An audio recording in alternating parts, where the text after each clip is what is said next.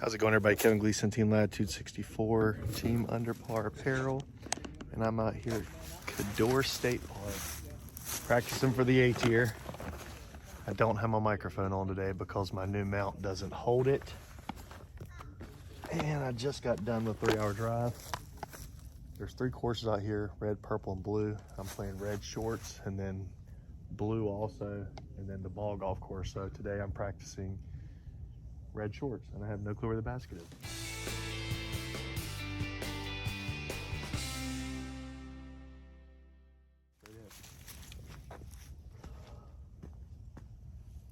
And I just got out of the car.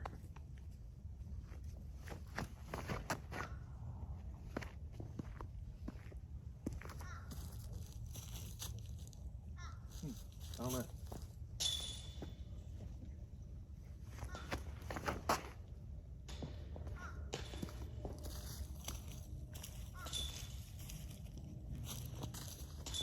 We shall see, we shall see. So I had a couple people putting behind me, so I didn't want to be too loud. So again, this is my practice round for the A tier this weekend. Codorus State Park, Pennsylvania. I am not sure. I know I haven't played these courses.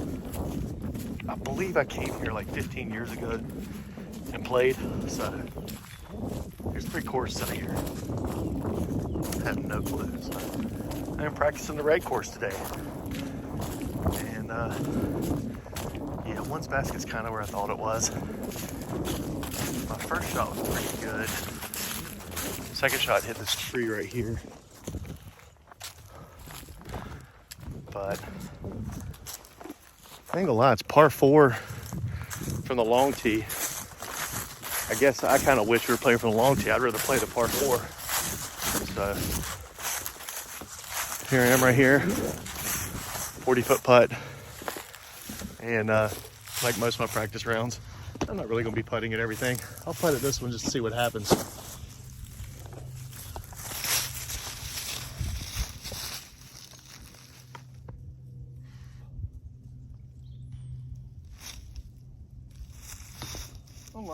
Okay, well, I'm on hole 2, and looks to be 359 straight ahead. I don't see a short or long pad listed on this one, so I see 3s pads down there to the left. The 359, still not warmed up because I'm getting out of the car. I'm just gonna throw my Grace again.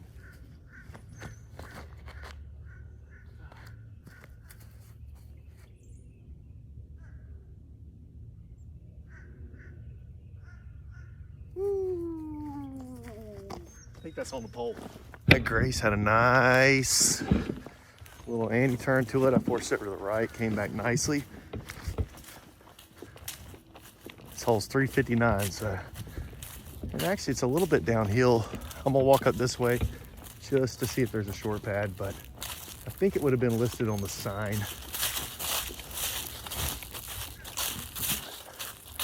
Yeah, I don't see anything up here. I'll see y'all at the basket.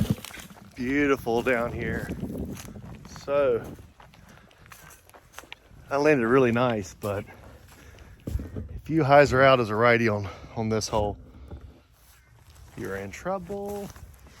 A lot of thick stuff down there. My roller actually went in the thick stuff, so that's definitely not the play. Again, yeah, I don't see anything listed for a long or short pad. 237 straight ahead, and if you go left, you're in trouble again. So I'm gonna start off. One of my favorite throwing putters, the Chameleon Pure. Just a straight, slow right turn. I've been throwing this one, I think, since they came out. That's the 10-year run, I think. Yeah, 10-year anniversary. And it's still just straight to right. And this one's actually newer, same year, but I just put it in my bag a year ago, and it's actually flippier.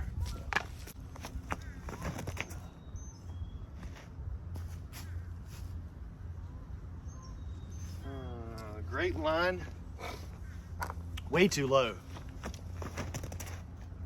Nah, that's good. See how that one flew right a little bit? That's 10 high. Yeah, I'm gonna say this hole right here is a must get. And I think the first pier is the right one to throw. That was terrible. Another terrible one.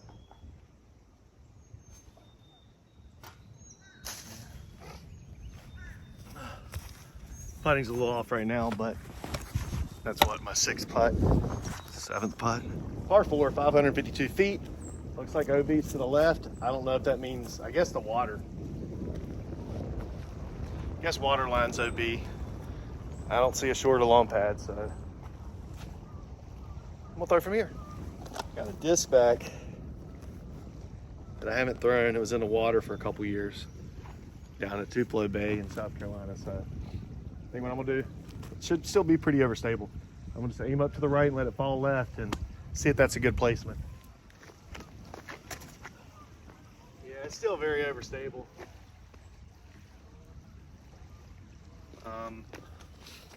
Let me throw one. So that's a Havoc. This Blister Pro is a little flippy. I'm gonna throw it up to the right so it'll fight a little bit more. Yeah, that's the one. A little bit wider up the hill, but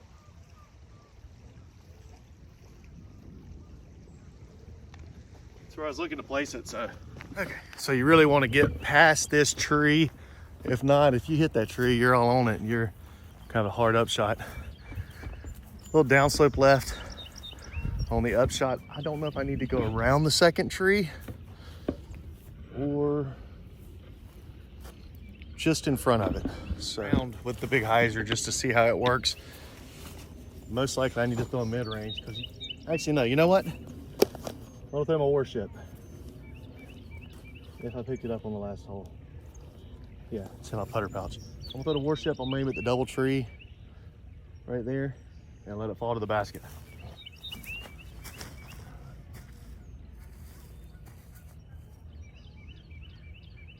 I hit the tree. That still might be okay. I plan on doing more of these throughout the year, but you know, I come out here, play this course blind. I throw that warship, and just because I don't know the touch of it, or if I throw the putter and I don't know the touch of it, I'm 25, 30 feet short, or 25, 30 feet long, 40 feet long, or something. I'm like, man, I should have just thrown my putter. I should have thrown my mid-range. Practicing helps you learn that kind of stuff. So, you know, my warship would have been fine. The putter, I can, if I get around that tree, I can throw the putter. I can even go around this tree if I want to. But both of them are decent shots. Let's go to hole 5. Hole 5. Downhill quite a bit. I think I'm gonna start off big hyzer with a mid-range. Don't want a lot of skip when it hits the ground when it's going downhill.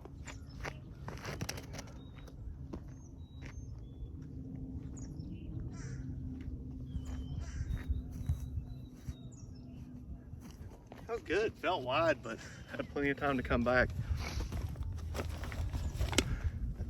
Let me try my Bard.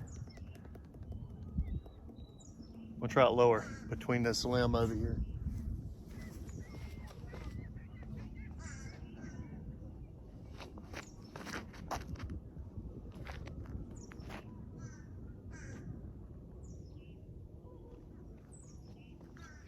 It's a putt, looks short, and a shot that I probably will not throw during the round will be straight at it. Let's try it out with the pure.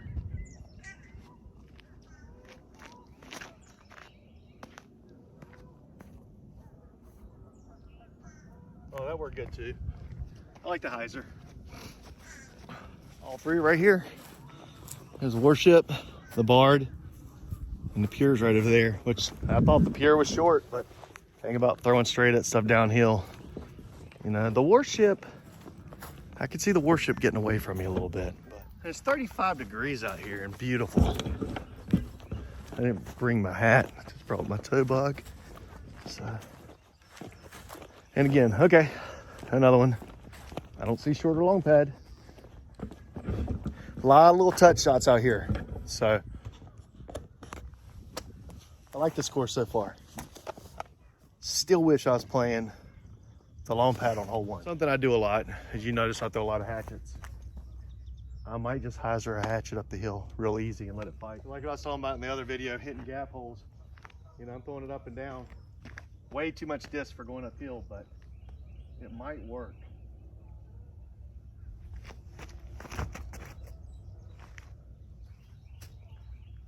I hit a root. I threw it too low. Yellow hatchet here, but it hit the hill or a root right here.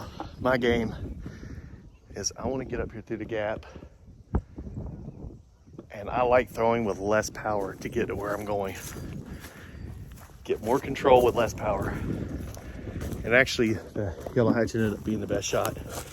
You know, so, you know, that pure coming across your body to hit a tight gap, you're coming across any release left or right.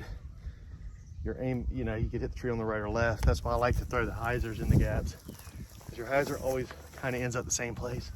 You know, it just locks in and then fights up straight. So. Oh, and I parred to the next hole.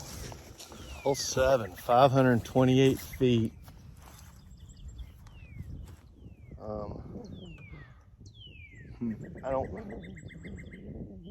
I don't see any Mandos.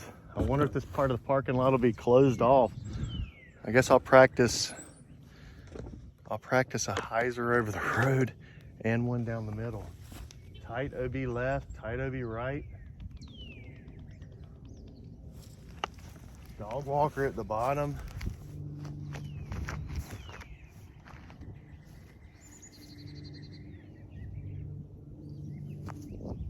Not nearly far enough. Much easier hole for a lefty or sidearm. You know, because then you can throw it into the hill. But look at my hatchet landing.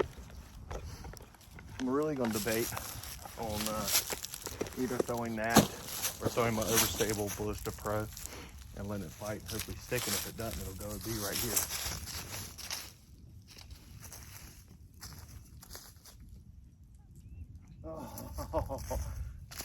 About threw it in. T-sign said behind one long. Again, here's one's long, which, man, this is a good hole. I just know with the way that I play in my distance, and if you're watching this, I'm sorry I'm complaining about it. This is a better hole than the short. You know, if you throw 2 good shots, you get a putt. From the short pad, you have to throw 1 above level good shot to get the birdie. So there's a mini course out here too, it looks like. So yeah, there's a mini baskets over there, some over here. I'll try to get some on video in a minute. Let's see, at one pad, hole 8, guys, gals, people. I think I'm gonna do this as 2 parts. So won't be as long, won't get as bored. So once I play after this hole and the next hole, start a new one. And while I got you for a minute, I don't have any in my bag, but I got the OG Kevstone, but I have Kevstones for sale. It's the same logo as the keystone right here, but I changed the Y to a V. So I have those for sale. Helps me travel. Also, I play for Under Par Apparel. We have a shirt that I just helped design, and very, very plain. Didn't even put my name on it. It's just something that I'm gonna be wearing this year with Team 64 on the back and Under Par on the front. If you would, they're up for sale right now at Under Par Apparel. I'll put something in here, but yeah. And like, share, and subscribe. Right a little bit, 325. So we know what that means. Purple hatchet.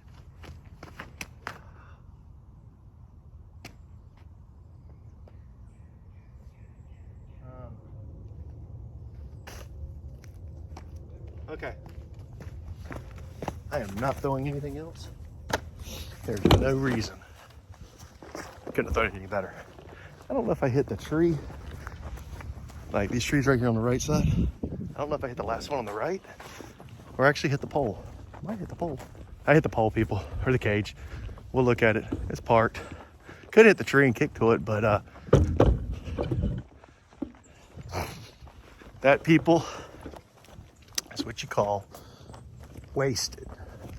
And what I mean by wasted You don't know what wasted means. It means that's too good of a damn shot to be throwing in warm up. And most likely it ain't gonna happen during the round. So that's one reason you don't see me putt a lot during. So I don't putt a lot during warm ups. You go on a heater, hit every putt and warm up, and then you start missing your putts during your round. Gets in your head, you're like, man, I was hitting them all, hit them all. So when I practice my putts in the morning, I practice those 15, 20 footers. And all I'm doing is trying to hit the center. So like, you know, putters, they're right here. And all I'm doing is I want to get, that was off, that's not where I want to be. Right there. You know, get my arm warmed up. I'll take a step back, but I practice those 20 footers. But, there we go. Hatchet, one of the greatest discs ever made. I have three, actually I have four in my bag today. I put a new one in to practice with. So, 2T. I don't know why it says 2. Should be 9, I believe. Unless there's actually 2 for like purple. All three of these courses seem to be all around each other, so it's kind of cool. I wouldn't want to play all three in one day, but you know, you could if you want to. It'd be cool to be out here and play all three in one day for like an Ironman tournament. It's my kind of golf back here. We'll practice a blue course tomorrow with Matt Hammerstein. So get some video of that tomorrow night. I actually have a seat here in the morning on Friday. I shouldn't be playing it. Stupid. I should be out here practicing these courses. I got to play a ball golf course, which I'm not going to practice. And that's the decision I made. Because I'm stupid. I might be able to force something off to the right and try to get a little sneaky and skip in. The hatchet is not going to work on this hole because it's too far away. I'd have to put too much on it. It's just going to keep going right. Let's try the grace. I don't think this is the right shot, but down the middle.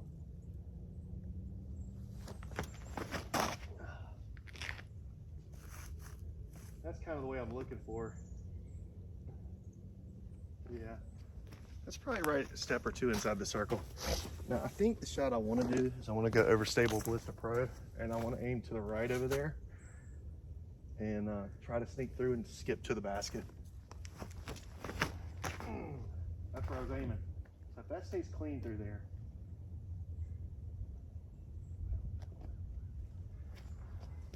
And let's say wasted again. You know what? That's the front nine. Kevin Gleason, Team Latitude 64, Team Under Par Apparel. Thank you.